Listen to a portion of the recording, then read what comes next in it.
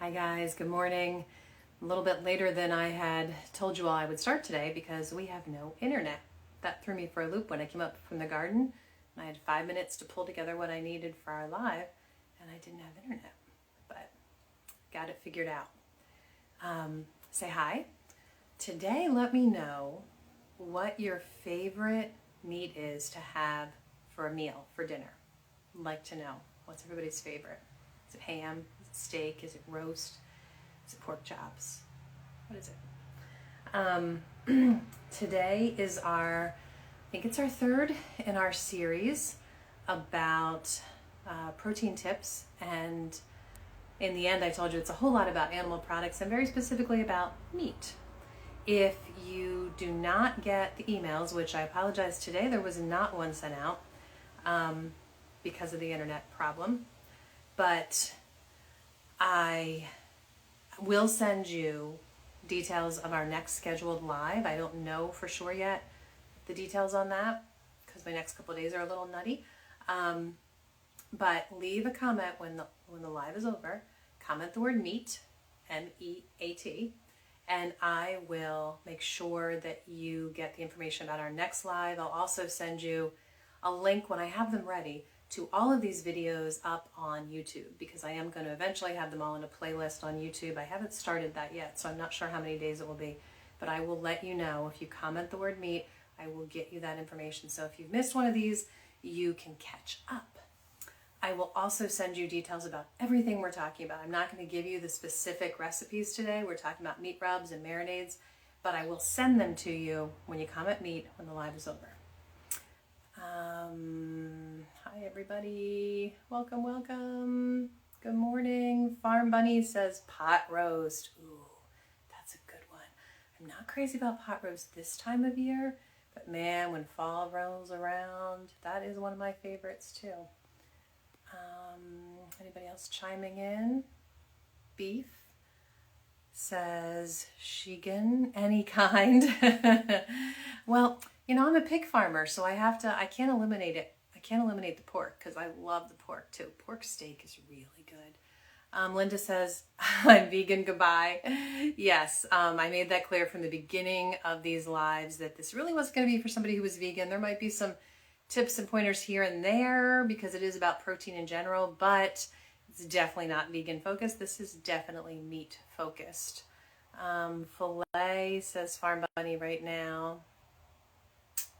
I prefer chicken or quail, says High Cotton Homestead. I have never had quail. Never. Okay.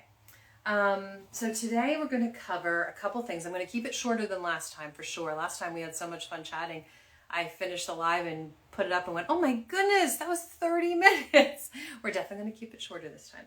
I have, 8 points that I jotted down that I want to make sure I cover to help you know a little bit more about. Okay, last live we talked some about why grass-fed beef might be the one that you really want to focus on if you can, if you're able, if you have a source to get grass-fed beef.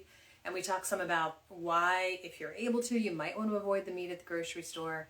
I think I mentioned in the last live that Smithfield was bought out by China, so we can't trust anything we're buying from Smithfield. In my opinion, they have no regulations over how they're raising these pigs.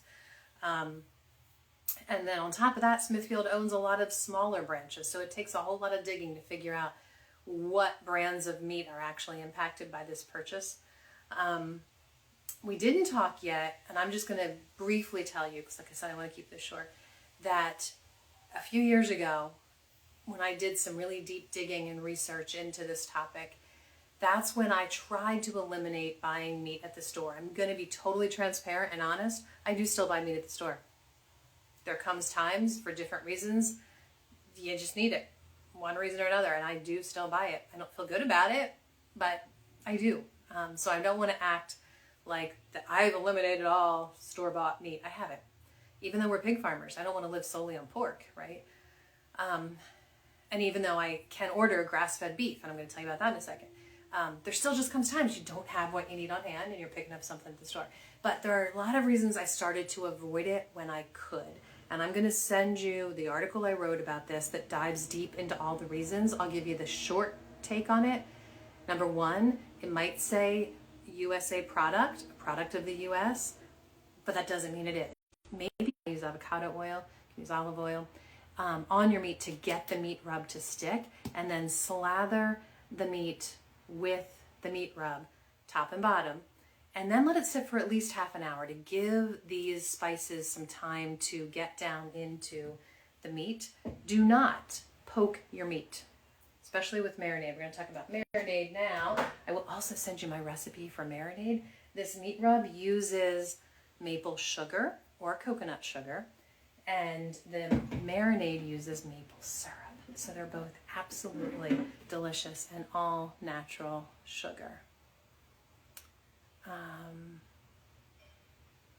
Favorite meat, Melanie says, is Impossible Burgers on the grill. We've been vegetarian for over 25 years, but are becoming more comfort about all the additives in plant-based meat. So I'm researching the possibility of, and then it cuts off. Yeah, I'm not a fan of the fake meat. I'm just not. I would just much rather have real. I know that people have reasons for being vegetarian, but I personally am more concerned about, is the animal being raised correctly and does it have a good life?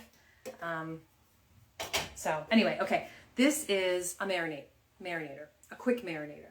And I will use this for chicken. I will use this for pork sometimes. And what it does, I'm a person that often forgets to marinate my meat. So what this does, it has a seal and it has a pump.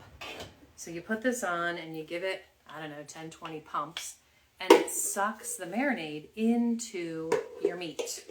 But it doesn't work great for grass-fed beef because do not, I repeat, do not poke holes in your grass-fed beef, either to marinate it or using a fork to put it on and off the grill, because every time you poke a hole in your grass-fed beef, you're giving an opening for the juices that are in the meat. Remember, juices in it.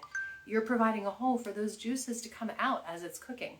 So that's why I don't usually really marinate grass-fed meat, because I can't give it all those holes and pricks to get the marinade down into the meat. So I tend to focus on a rub, which is going to kind of coat the meat and seal the juices in better. Also, this is your friend, tongs, when you're using grass-fed meat.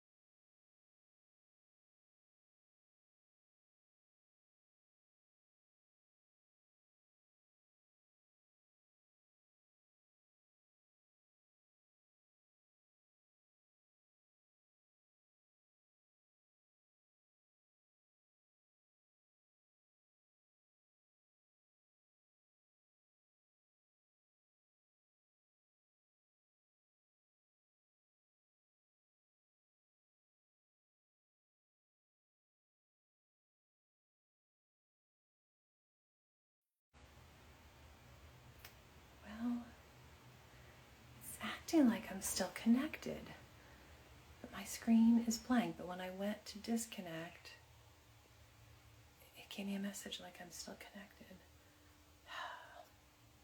Pooey. Oh, okay, maybe it just came back. The perils of living in the country and living rurally. Okay, I think I'm back. Somebody who's watching, leave a comment. Let me know if the video is working for you. Let me know. I'll keep talking till I hear from somebody. But my screen looks like it's working now. Okay, I don't know why the internet kind of blurped, but I didn't totally lose connection. That was really weird. Where was I with one of these? Oops. Okay, here we go. I knew I had one of these. I am hot. I'm going to put my hair up while somebody tells me if connection is working. Oh, the clutter counter says it is back up and working. Yes, thank you. Oh, right, Wood Girl sees my beautiful face. Well, then it's not working. Something must be blurry on your end. I'm kidding. Thank you. Okay, now back to what I was going to say. I kind of rushed through those first points because I thought I was totally losing you. Okay, so seasoning it is important for sure. Get a good meat rub. I will send you my recipe. Locking in the juices is so important because there aren't a lot of juices to begin with, so don't use a fork to pierce it, and sear it. Searing is very easy. First put your seasoning on and your meat rub, and then put it in a hot cast iron skillet, no more than a minute on each side. Flip it over with your tongs, and then you're ready to put it on the grill or in the oven. I often will just put it in the oven in my cast iron skillet that I seared it in. Oh, as I was saying, if you bring your meat to room temperature, a lot of times people will marinate it in the fridge or keep it in the fridge till it's time to cook it.